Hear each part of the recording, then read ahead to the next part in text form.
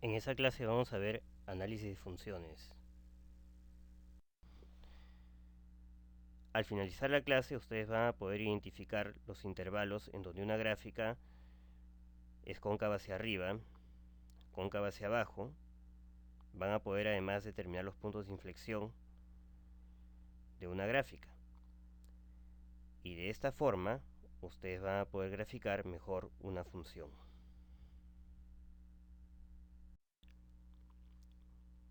Una gráfica va a ser cóncava hacia arriba en un intervalo i cuando esté por encima de sus rectas tangentes en dicho intervalo. Además, el esbozo de la gráfica en dicho intervalo será como el de una carita feliz. Y de lo contrario, una gráfica va a ser cóncava hacia abajo en un intervalo i cuando esté debajo de sus rectas tangentes en dicho intervalo. Y además, el esbozo de la gráfica en dicho intervalo será como el de una carita triste.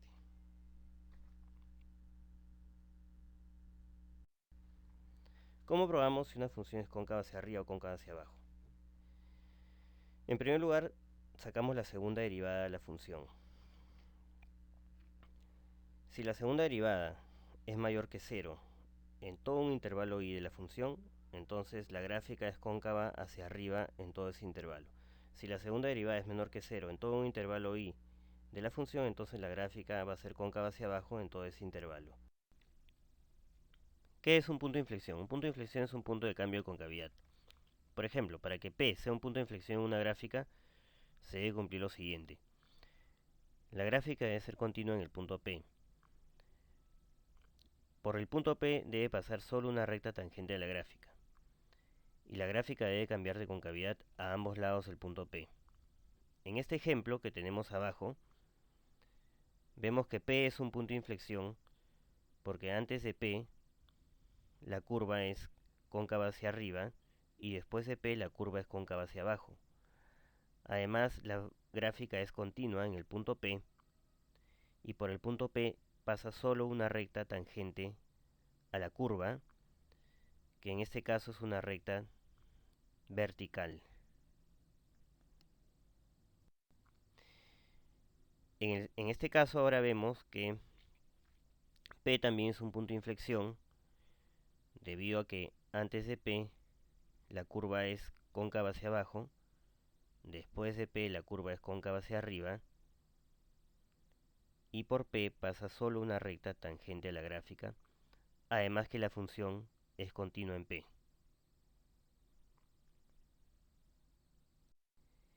En este otro ejemplo vemos que P no es punto de inflexión. A pesar de que la gráfica antes el punto P es cóncava hacia abajo y después el punto P es cóncava hacia arriba, vemos que P no es punto de inflexión porque P es un punto anguloso a la gráfica. Observamos que antes de P la pendiente de la recta tangente a la gráfica es positiva y después de P la pendiente a la recta tangente a la gráfica es negativa. Quiere decir que la derivada no existe en el punto P. Por ejemplo, en la electrónica, si tenemos un cable que está doblado de esa manera, puede originar un cortocircuito. En la hidráulica no podemos tener tubos doblados de esa manera, sino necesitamos de unos codos que vuelvan suave la trayectoria. Entonces, si la trayectoria es angulosa, o la trayectoria no es suave, por más de que haya cambio de concavidad, P no va a ser punto de inflexión en la gráfica. Y en este último caso vemos que P tampoco es punto de inflexión debido a que hay un salto en P. La gráfica no es continua en el punto P. No, hay una discontinuidad por salto.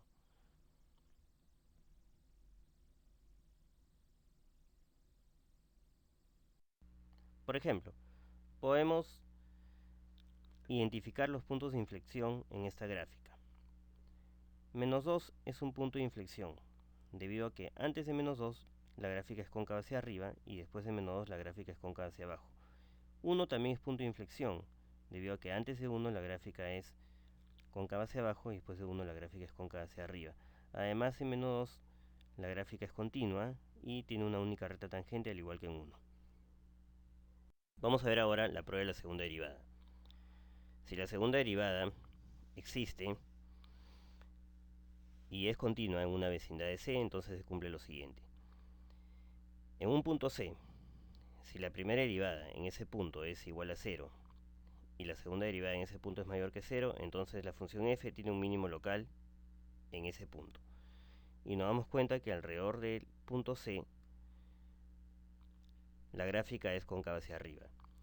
Si de lo contrario, la primera derivada en ese punto es igual a 0 y la segunda derivada es menor que 0, entonces f tiene un máximo local en ese punto y alrededor de ese punto la gráfica será cóncava hacia abajo. Para que ese tema les quede más claro, pueden desarrollar los ejercicios citados en esta diapositiva, que son del libro Stewart.